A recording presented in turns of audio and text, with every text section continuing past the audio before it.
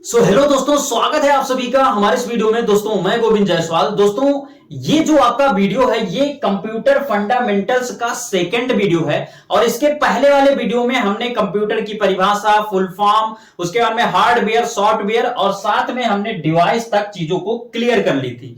आज के इस वीडियो में हम ये जानेंगे कि सॉफ्टवेयर होता क्या है, सॉफ्टवेयर कितने प्रकार के होते हैं, हर एक प्रकार के सॉफ्टवेयर का कैसे यूज होता है और साथ में टाइप ऑफ कंप्यूटर को भी यहां पर जानेंगे। तो इस चीज को हम यहां पर मिटा देते हैं और अपने मेन टॉपिक सॉफ्टवेयर पर अब हम चलते हैं। तो गाइज यहां पर हमने हेडिंग डाल दिया है सॉफ्टवेयर। अब सॉफ्टवेयर की परिभाषा को सबसे पहले हम जानते हैं। दोस्तों कंप्यूटर का वह भाग जिसको हम टच अथवा ट्रांसफर नहीं कर सकते हैं सॉफ्टवेयर कहलाता है। और हार्डवेयर की बात करें तो कंप्यूटर का वह भाग जिसको हम टच अथवा ट्रांसफर कर सकते हैं हार्डवेयर कहलाता है। इसको हम इसके पहले वाले वीडियो में बता भी रखे हैं, लेकिन यहां पर अच्छे से क्लियर कर दें क्योंकि हमें इसके बारे में और गहराई तक सीखना है।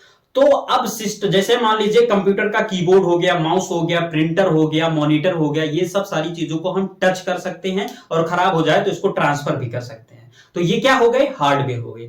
लेकिन आपके कंप्यूटर के अंदर जो एप्लीकेशन होते हैं, जैसे मान लीजिए फोटोशॉप होता है तो फोटोशॉप पर काम करना होता है, उस पर फोटो बनाया जाता है, तो फोटोशॉप को हम टच कर सकते हैं, ट्रांसफर कर सकते हैं? नहीं।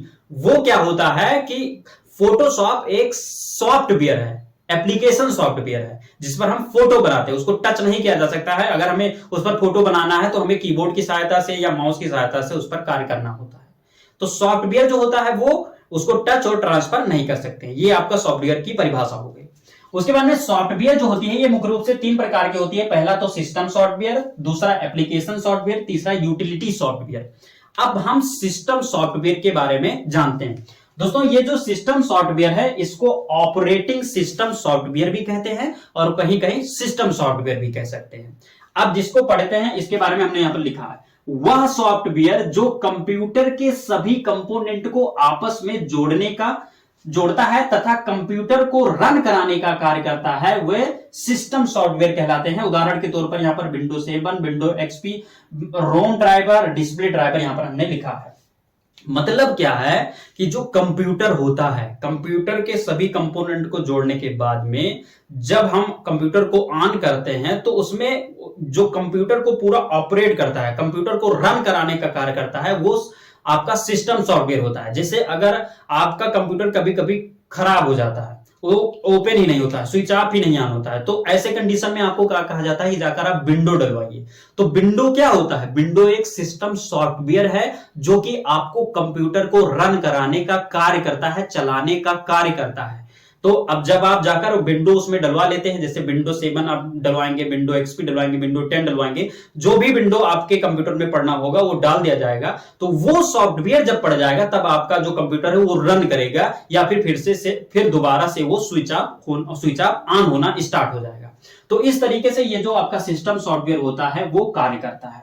फॉर एग्जांपल के उदाहरण के तरीके से अगर हम आपको समझाएं मानव जीवन से रिलेटेड, तो आप समझिए कि कोई एक बच्चा जो होता है छोटा सा, तो बच्चा जब होता है तो उस जैसे पैदा होने के बाद में वो जितनी प्रक्रियाएं करता है अपने शरीर में, हाथ हिलाना, छींकना, खांसना, ये सब, सांस लेना, ये सब प्रक्रियाएं जो होती हैं वो सिस्टम सॉफ्टवेयर के तहत होती है। उसमें बाहर से चीजें कोई सिखाई नहीं जाती। तो ये आपका सिस्टम सॉफ्टवेयर क्या करता है? चीजों को रन कराने का कार्य करता है। जैसे उस बच्चे में सिस्टम सॉफ्टवेयर क्या करता है? उसके शरीर को चलाने में, उसके हाथ पैर के दूध पिलाने में, मतलब सारी प्रक्रियाओं को वो कार्य करता है। तो वो आपका सिस्टम सॉफ्टवेयर होगा। ऐसे ही सिस्टम सॉफ्टवेयर आपके कंप्यूटर को रन कराने का कार्य करता है कि वो स्विच ऑन होगा, उसमें चीजें, एप्लीकेशन दिखेंगी, वो सब सारी चीजें वहां पर आएंगी। उसके बाद में सेकंड नंबर पर आ जाता है एप्लीकेशन सॉफ्टवेयर। इसमें हमने क्या लिखा है, ध्यान दीजिए। वह सॉफ्टवेयर जो कंप्यूटर का यूजर अपनी आवश्यकता अनुसार अपने कंप्यूटर में डालता है तथा उस पर अपना कार्य करता है उसे एप्लीकेशन सॉफ्टवेयर कहा जाता है। जैसे फोटोशॉप, टैली, व्हाट्सएप, फेसबुक। अब ध्यान दीजिए, जैसे यहां पर क्या लिखा गया एप्लीकेशन सॉफ्टवेयर में, एप्लीकेशन सॉफ्टवेयर वो होता है जिसको जो कंप्यूटर का यूजर है वो अपनी आवश्यकता अनुसार उसमें डाल सकता है। फॉर एग्जाम्पल के लिए जैसे आप मोबाइल चलाते हैं, मोबाइल में क्या है कि अगर आपका मन कहा व्हाट्सएप चलाने के लिए, तो व्हाट्सएप आप अपने मोबाइल में इंस्टॉल कर लिया और उसके बाद में चलाने लगे। आपका मन कहा आप गेम खेलने के लिए, गेम आपने डाल लिया और उसको चलाने लगे। तो ये जो आप खुद से डाल लेते हैं कंप्यूटर में, इंस्टॉल कर लेते हैं, वो क्या होता है, वो होता है आपका एप्लीकेशन सॉफ्टवेयर। और यही आपका एप्लीकेशन सॉफ्टवेयर होता है। जैसे फोटोशॉप, कंप्यूटर में बात करें तो फोटोशॉप होता है जिस पर क्या बनाया जाता है, आपका फोटो बनाया जाता है। तो फोटोशॉप को आप डलवा लिए, फोटो बनाने लगे। ऐसे ही आपको जैसे लेटर लिखना है तो आपने क्या किया, आपने अपने कंप्यूटर में एमएस ऑफिस डलवा लिया, तो एमएस वर्ड में आपने अपना लेटर लिखना स्टार्ट कर दिया। एक्सेल में आपने कार्य करने के स्टार्ट कर दिया। तो एप्लीकेशन सॉफ्टवेयर को हम अपनी आवश्यकता के अनुसार अपने कंप्यूटर में डाल सकते हैं और उस पर कार्य कर सकते हैं। तो ये आपका हो गया एप्लीकेशन सॉफ्टवेयर। और ऐसे मानव जीवन से अगर रिलेटेड आपको उदाहरण दूं तो जैसे मान लीजिए वो जो बच्चा है पैदा होने के बाद में वो हाथ पैर हिलाता है, वो तो आपका सिस्टम सॉफ्टवेयर हो गया। लेकिन धीरे धीरे उसको जो बनाना होता है, जैसे उसको जो उसके माता पिता क्या करते हैं, जैसे उसको खिलाड़ी बनाना है तो उसके लिए क्या करेंगे, उसको खेल वाले एकेडमी में भर्ती कर देंगे, वहां से उसको सिखाया जाएगा और उसको खिलाड़ी बना दिया जाएगा। ऐसे किसी को डॉक्टर बनाना है तो उसको डॉक्टर वाली चीजें सिखाई जाएंगी। तो जो भी उसके माता पिता को बनाना होता है, उसको उसी डायरेक्शन में उसको क्या करते हैं, आगे बढ़ाते हैं, पढ़ाते हैं, उसके अंदर उसी तरीके की चीजें को इंस्टॉल करते हैं और उस पर कार्य करते हैं और वो डॉक्टर बनता है, इंजीनियर बनता है, जो भी बनता है। ठीक, तो ठीक इसी तरीके से एप्लीकेशन सॉफ्टवेयर के तरीके से ये भी है। उसके बाद में हमारा है अगला यूटिलिटी सॉफ्टवेयर। यूटिलिटी सॉफ्टवेयर क्या है, वह सॉफ्टवेयर जो कंप्यूटर में रखे गए समस्त प्रकार के फाइल, फोल्डर, प्रोग्राम या किसी अन्य प्रकार के डाटा को सेव रखने का कार्य करता है, यूटिलिटी सॉफ्टवेयर कहलाता है। जैसे एंटीवायरस, कंप्यूटर के समस्त फाइल फोल्डर को सेफ रखने का कार्य करता है आपका यूटिलिटी सॉफ्टवेयर। एक सॉफ्टवेयर डाला जाता है जो कि एंटीवायरस होता है। ये क्या करता है कि आपके जो सिस्टम है उसमें कोई प्रॉब्लम होता है तो उसको झेल लेता है, उसको सही कर देता है और उसके बाद में आपके फाइल फोल्डर को वो सेफ रखता है। फॉर एग्जांपल के लिए अगर मानो जीवन से रिलेट कराएं इसको, तो जैसे अभी हाल ही में क्या हुआ था, कोविड हुआ था, कोविड फैला था। तो कोविड फैलने के बाद में क्या किया गया, एंटीवायरस बनाया गया, उसका कोविड का एंटीवायरस बनाया गया, वैक्सीन बनाया गया और उस एंटीवायरस को क्या किया गया, लोगों के शरीर में इंजेक्शन के द्वारा इंसर्ट किया गया। तो वो क्या किया, एंटीवायरस का कार्य क्या था वहां पर, वो आपको इम्यूनिटी प्रदान करता था, अर्थात वो जो आपके कोरोना वायरस थे उनसे लड़ने की शक्ति प्रदान करता था। वो क्या करता था, उन वायरस से लड़कर उनको डिस्ट्रॉय कर देता था। तो इसलिए क्या बनाया गया, एंटीवायरस बनाया गया, जिससे कि आपका शरीर सेफ रहे और जो भी बाहरी वायरस आए उसको वो खत्म कर दे। तो यही कार्य करता है आपका यूटिलिटी सॉफ्टवेयर। जैसे कि उदाहरण के तौर पर एंटीवायरस, ये भी आपके कंप्यूटर में होता है, जितने भी वायरस होते हैं उनको वो डिस्ट्रॉय कर देता है और आपका सिस्टम जो है वो अच्छे से रन करता है। तो ये आपके हो गए सिस्टम सॉफ्टवेयर, एप्लीकेशन सॉफ्टवेयर और यूटिलिटी सॉफ्टवेयर। तीनों चीजों को बारे में हमने बहुत ही अच्छी तरीके से आपको समझा दिया। अब यहां पर एक चीज आप जान लीजिए कि ये जो सिस्टम सॉफ्टवेयर है ये मुख्य रूप से दो तरीके के होते हैं। पहला तो डॉस बेस और दूसरा GUI बेस। डॉस मतलब डिस्क ऑपरेटिंग सिस्टम बेस्ड होता है और तीसरा होता है हमारा ग्राफिक यूजर इंटरफेस बेस्ड।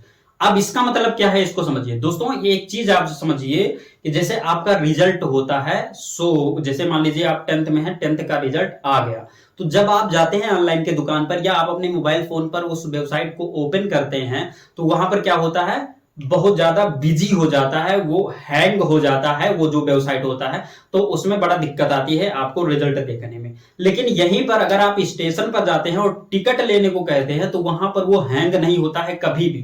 कभी ये नहीं कहा गया कि ये हैंग हो गया या अभी जो हमारा सर्वर है वो डाउन है, ये सब चीजें वहां पर नहीं बताई जाती, तुरंत आपको दे दिया जाता है टिकट। तो ऐसा होता क्यों है, वहां जो आपका टिकट घर होता है वहां पर यूज किया जाता है डिस्क ऑपरेटिंग सिस्टम वाला computer, black and white computer. उस पर क्या होता है, उसके अंदर एक खासियत होती है कि वो कभी हैंग नहीं करता है, उसका सर्वर डाउन नहीं होता है। इस कारण से आपको टिकट तुरंत के तुरंत मिल जाते हैं, वो कभी नहीं कहते सर्वर डाउन है। लेकिन ये जो ग्राफिक यूजर इंटरफेस वाला जो आपका कंप्यूटर होता है, सिस्टम होता है या आपका सिस्टम सॉफ्टवेयर होता है, ये सॉफ्टवेयर, इस सॉफ्टवेयर पर जब काम किया जाता है तो ये तो रंगीन होता है, लेकिन इसमें एक खासियत होती है कि इसमें वायरस आते हैं, इसमें वायरस आते हैं। और दूसरी चीज, ये हैंग होगा, उसके बाद में वहां पर जैसे आप रिजल्ट देखने जाएंगे तो वहां पर कहेंगे सर्वर डाउन है, ये सब सारी चीजें होती हैं। तो इन दोनों में ये खासियत है। तो ये आपका हो गया सॉफ्टवेयर, जिनके तीनों भागों के बारे में हमने अच्छे से यहां पर समझ लिया। अब हम पार्ट ऑफ कंप्यूटर के बारे में समझेंगे, तो इसका आप स्क्रीनशॉट ले लीजिए। तो गाइज यहां पर हमने हेडिंग डाल दिया है टाइप ऑफ कंप्यूटर। और कंप्यूटर जो होता है वो मुख्य रूप से 3 प्रकार का होता है। पहला तो आपका होता है एनालॉग कंप्यूटर, दूसरा होता है डिजिटल कंप्यूटर, तीसरा होता है हाइब्रिड कंप्यूटर। अब हम सबसे पहले कंप्यूटर यानी कि एनालॉग कंप्यूटर के बारे में बात करते हैं। दोस्तों एनालॉग कंप्यूटर जो होता है ये मौसम विभागीय सूचनाओं को देता है। जैसे ये जो आपका वायुमंडल है इसमें तरंग हो गए, रडार हो गए, प्रकाश की चाल हो गई, इन सब सारी चीजों से ये इंफॉर्मेशन को कलेक्ट करता है। उसके बाद में प्रोसेसिंग करने के बाद में वो बताता है कि जो यहां का टेम्परेचर है या प्रेशर है, ये सब सारी चीजें ये जो आपका एनालॉग कंप्यूटर है ये बताता है। तो यहां पर हमने लिखा है कि ऐसे कंप्यूटर का यूज मौसम विभागीय सूचनाओं को प्राप्त करने के लिए करते हैं। ये वायुमंडल में उपस्थित तरंगों, किरणों, रडारों आदि से सूचना प्राप्त करके हमें मौसम संबंधी सूचनाएं देता है। इसकी सहायता से प्रेशर, टेम्परेचर, बारिश इत्यादि की सूचना मिलती है। इसके द्वारा दिया गया सूचना 100% सही भी हो सकता है और नहीं भी। कहने का मतलब क्या है कि ये मौसम विभागीय सूचनाओं को देता है। साथ में एक चीज यहां पर बताया गया है कि इसके द्वारा दिया गया इंफॉर्मेशन 100% सही भी हो सकता है और नहीं भी हो सकता है, यानी कि ये एक अनुमानित तौर पर दिया गया इंफॉर्मेशन होता है। तो ये आपका हो गया एनालॉग कंप्यूटर। उसके बाद में आ जाता है डिजिटल कंप्यूटर। अब आज के दौर में आप डिजिटल कंप्यूटर का ही यूज कर रहे हैं, चाहे जहां पर, चाहे आप ऑनलाइन कराने जाएं, चाहे आप कंपनी में जाएं, चाहे आप फैक्ट्री में जाएं, चाहे आप ऑफिस में जाएं, चाहे आप एजुकेशन के क्षेत्र में देख लें, विद्यालयों में देख लें, यूनिवर्सिटियों में देख लें, सब जगह डिजिटल कंप्यूटर का यूज किया जाता है। और आपके माननीय मोदी जी का कहना भी है कि हमें डिजिटल भारत बनाना है। तो डिजिटल भारत का मतलब क्या है कि ये जो आपका पूरा काम है इसको डिजिटलाइज करना, जैसे डिजिटली सारी चीज कर देना। जैसे हमें पैसे कहीं पर देना है तो ऑनलाइन हम पे कर दें डिजिटल माध्यम से, हमें कहीं पर कोई चीज खरीदना है तो डिजिटल हम खरीद लें, यानी सारी चीज डिजिटल करना चाहते हैं। तो ये क्या होता है इसको समझिए। डिजिटल कंप्यूटर जो होता है यह कंप्यूटर डिजिटल तकनीकी का अनुकरण करता है। यह कंप्यूटर बाइनरी संख्या 0-1 पर कार्य करता है।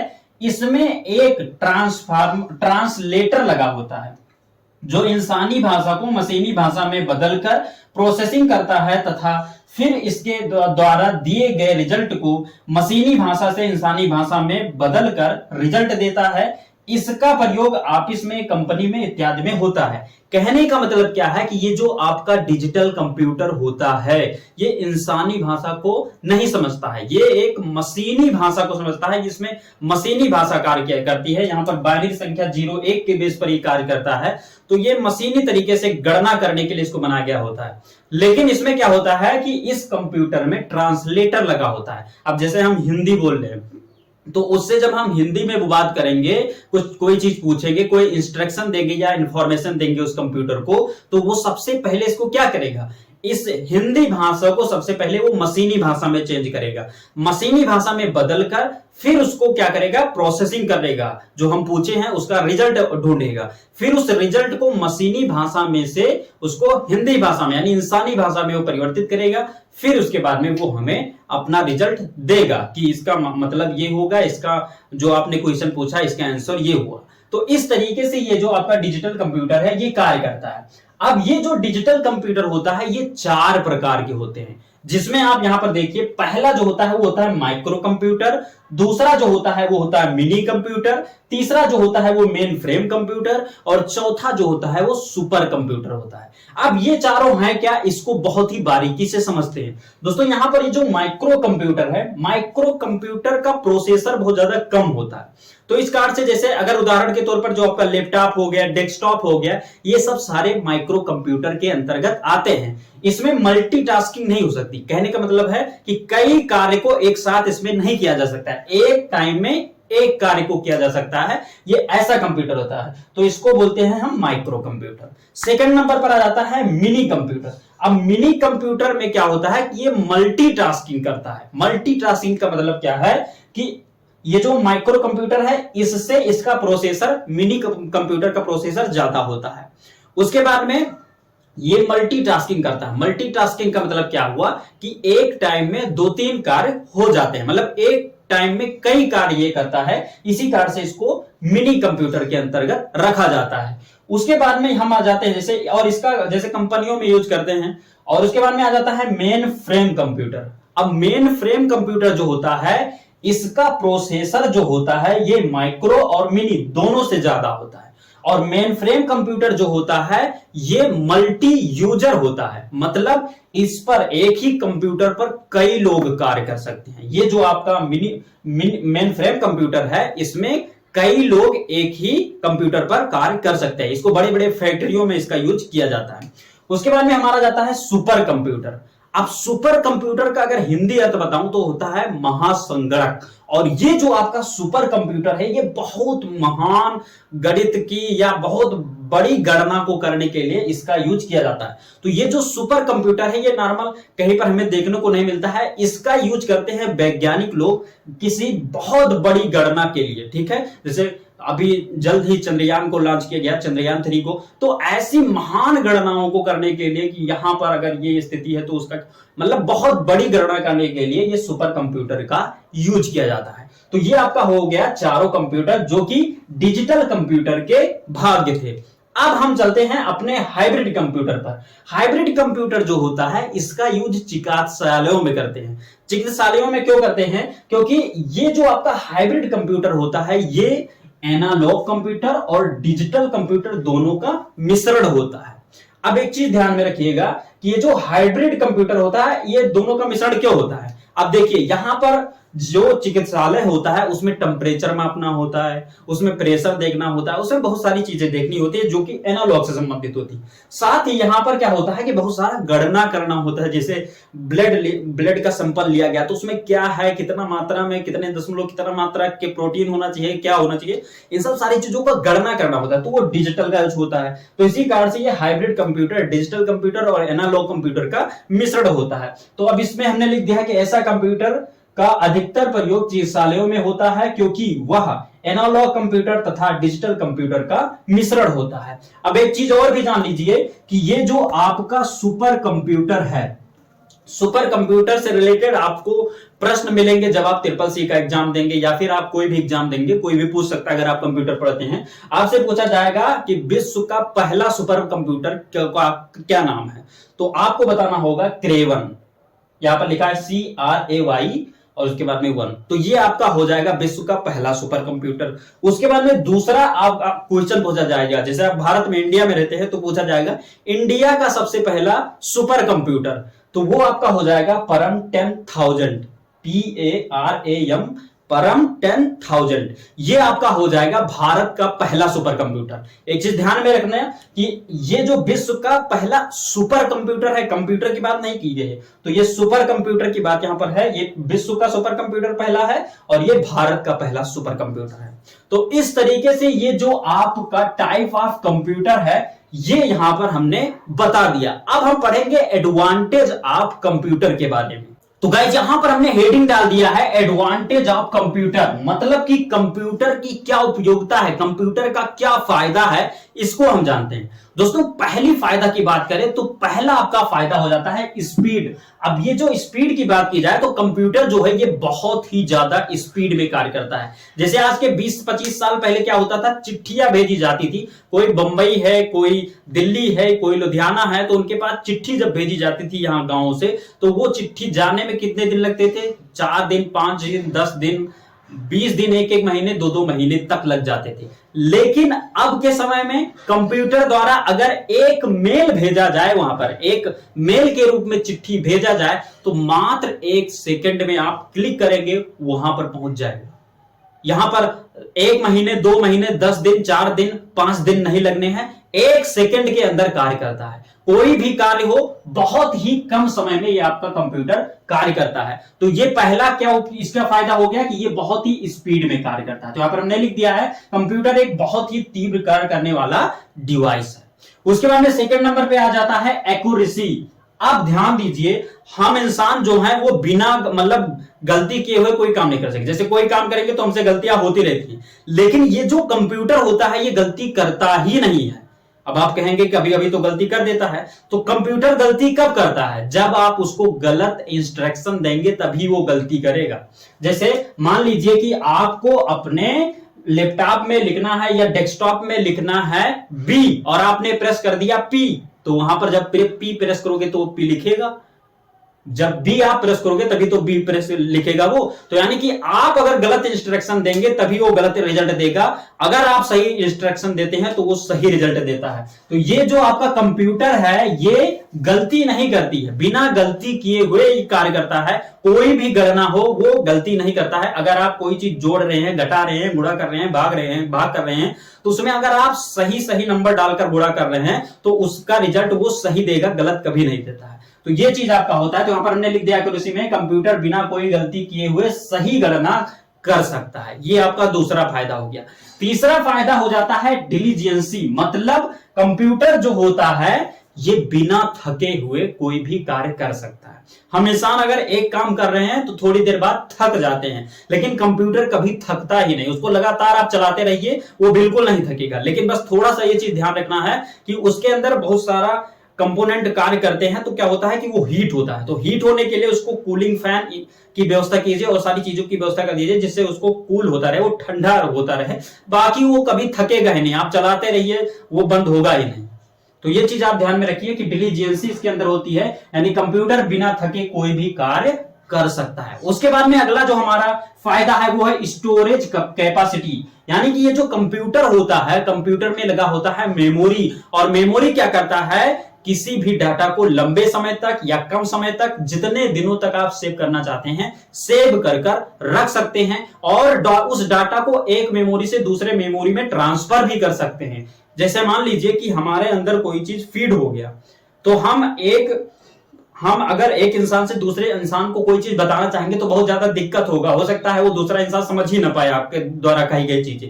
लेकिन यहां पर एक चीज ध्यान में रखिएगा कि ये जो कंप्यूटर है आपका, इसके मेमोरी में जो चीज आपने फीड कर दिया वो दूसरी मेमोरी में बिना किसी दिक्कत के वो उसमें चला जाता है, किसी दूसरी मेमोरी में आप ट्रांसफर कर देते हैं। तो ये चीज आप यहां पर ध्यान में रखिए कि इसकी स्टोरेज कैपेसिटी होती है, अर्थात कंप्यूटर में एक मेमोरी होती है जहां ये किसी भी डाटा को लंबे समय तक स्टोर करके रख सकता है। ये आपका फायदा हो गया। उसके बाद में वर्साटिलिटी, आप यहां पर ध्यान दीजिए कि ये जो आपका कंप्यूटर है वो एक समय में अन्य कार्य कर सकता है, कई कार्य एक ही टाइम में कर सकता है। जैसे हमें अगर कहा जाए कि हम खाना भी खाते रहें, दौड़ते भी रहें, उधर हम ट्रक चलाते रहे, तो क्या हो पाएगा? नहीं हो पाएगा। कई कार्य हम एक साथ कर सकते हैं, नहीं कर पाएंगे। लेकिन ये जो आपका कंप्यूटर है ये एक टाइम में बहुत सारे कार्य को कर सकता है। जैसे फॉर एग्जांपल के लिए ये आपका कंप्यूटर है, इसी कंप्यूटर में आपने यहाँ पर गेम चालू कर दिया, गेम खेल रहे हैं। इसी कंप्यूटर में आपने यहाँ पर दूसरा टैब ओपन कर दिया MS वर्ड का, उस पर आप लेटर लिख रहे हैं। इसी में आप क्या कर रहे हैं कि मूवी डाउनलोड कर रहे हैं, उसी में आप क्या कर रहे हैं कि म्यूजिक भी सुन रहे हैं। यानी कि आप कई प्रकार के कार्य यहाँ पर कर सकते हैं। तो ये चीज आप ध्यान में रखिए कि ये जो कंप्यूटर है वो मल्टीटास्किंग है, कई तरीके के कार्य को एक ही टाइम में कर सकता है। तो ये आपके हो गए एडवांटेज ऑफ कंप्यूटर, जिसमें हमने कितने 5 एडवांटेज दिखा दिए कि क्या फायदे हैं कंप्यूटर के। तो ये वीडियो कैसी लगी आपको कमेंट बॉक्स में लिखकर बताना है। अगर इस वीडियो में कोई त्रुटि है, इसमें कोई सुधार करने वाली बात है, तो उसको आप कमेंट बॉक्स में लिख सकते हैं। बाकी मिलते हैं किसी नई वीडियो में, तब तक के लिए जय हिंद।